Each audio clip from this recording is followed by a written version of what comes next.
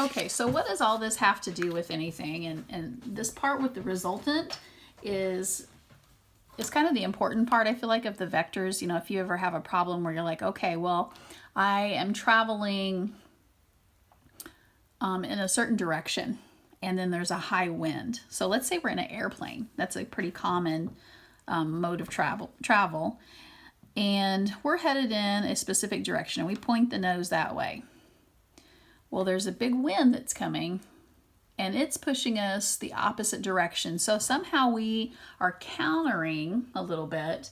And so with that wind going and the force that the plane is going in, what is our actual path of the plane? Because all of that's going to be taken into account. Obviously, just because the nose is pointed in a particular direction doesn't mean the plane is going to be able to stay on that path.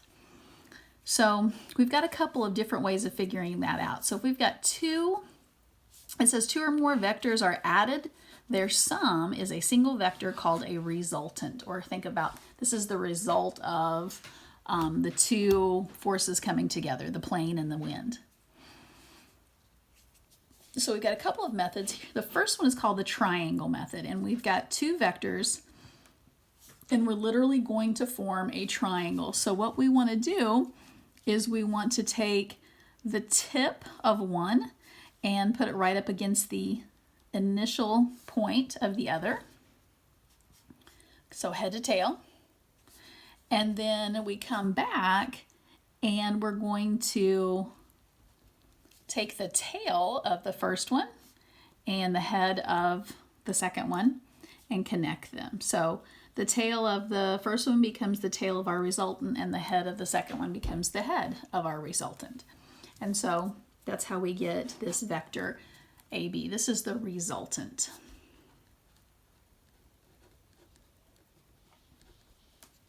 Okay, so we have a couple of vectors here. I'm going to grab my straight edge, and I'm going to start with vector V. And if you've already got a vector, you may just leave it there, but I'm going to start with vector V, and I'm going to try to draw the same one here. I'm actually going to measure the vector so at least I get the length correct. And it looks to be about 3 centimeters. So I'm going to do another one. So it's going the same direction. I feel like that's roughly the same. And then off of that, we're going to, off of the head, we're going to add vector W. Again, it has to go the same direction. This one is 2 centimeters.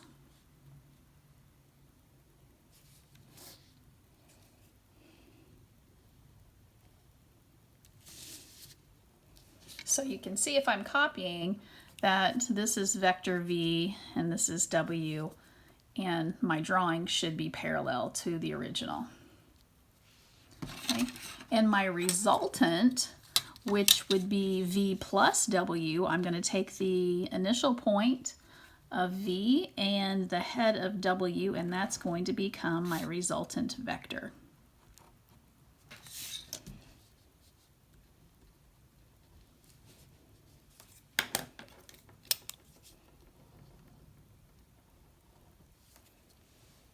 And that's how you do that. That's the triangle method. It forms a triangle.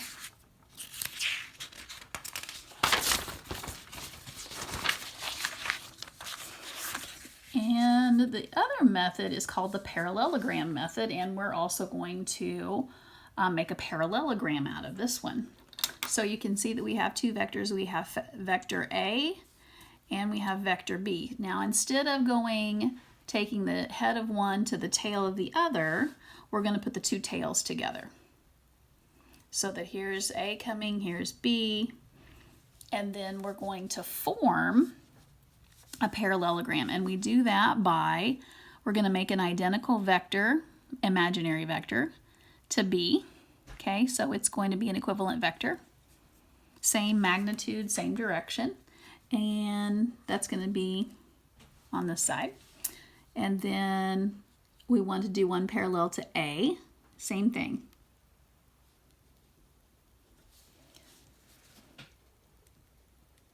Hopefully your drawing's better than mine. Okay, ideally that's a parallelogram. Then we draw in a diagonal of that parallelogram. So we take the initial points from vector A and vector B, and that's going to be the initial point of our resultant. And we will use that as the initial point of our diagonal. And we'll go to that opposite corner.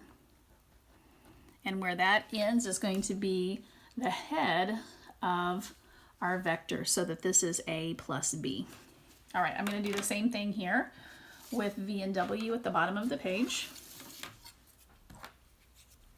So I want to, the best I can, I think we said that was 3 centimeters, the best I can try to make another parallel vector to that.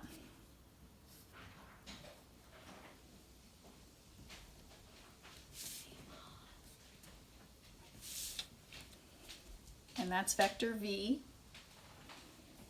And then W, remember we're going to connect the endpoints. So W would actually be, or sorry, the initial points. And it's 2 centimeters. And what we want to try to do is, I would say we're going to draw a side W prime is what I'm going to call it.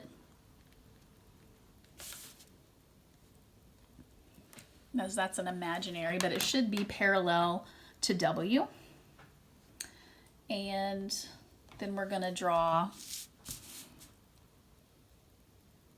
a vector V prime, which should be parallel to V. And then our resultant then for our original V and W, we're going to use that same endpoint that V and W have. And I'm going to draw in that diagonal so that this is the head and that is the initial point, and this is V plus W here. It doesn't matter whether you use the triangle method or you use the parallelogram method of finding the resultant. They will both give you the same vector. It's just the way we go about it is different.